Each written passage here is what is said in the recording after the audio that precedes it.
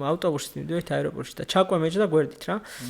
რას კითხულობ რა დაინტერესდა. მკითხა მეთქი ესე ნაწარმოებია თქო რა. მეთხოვე რა გზაში წავიკითხაო, წავიღებო. მივეცი წიგნი რა თქმა უნდა. ისე მოხდა რომ ფრენის დროს მოკლე ფრენა იყო ვერ მოასწრო წაკითხო. თან ეს უთხარი მეთქი რაღაცა სწრაფად და ისე არ იკითხო ძალიან ჩქარად. ჩაუფიქრდი ყველა სიტყვას, ყველა ასს და მე დავილაპარაკოთ რო ჩაფრინები რა აზრი დაგჭა, რა შეკითხვები გაგიჩნდა და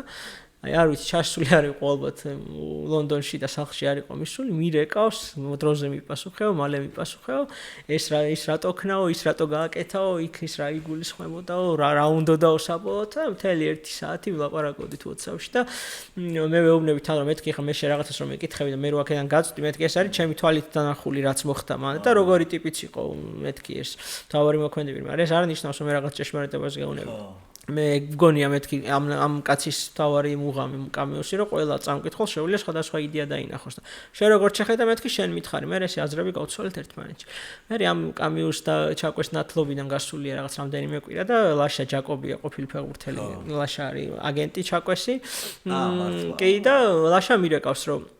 ისო რა ქვიაო ეხლა თბილისში ვარ მივდივარ ხვალ ლონდონშია და არ ვიციო შენ თქვენ ერთმანეთს რა უკანით ეს რით გააგიჟეო მითხრაო რომ დიმას დაურეკო შენ ნომერი მომცაო და ახალ წიგნებს გამოგატანსო რა ჩემთანო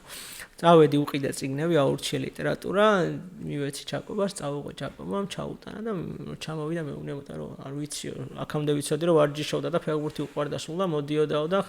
ან სერიალს უყურებდა ან რაღაცას ვხდიდათ არ მინახავსო რომ სულ კითხვაში ყოფილიყო და ეხლა წიგნებს მაბარებსო და რაღაცა იმ ვიღაცებს დისკუსიებაო და წიგნით დადისო ვარჯიშამდეო და ძალიან გამიხარდაო და ესე არიან სხვა ბიჭებიც რა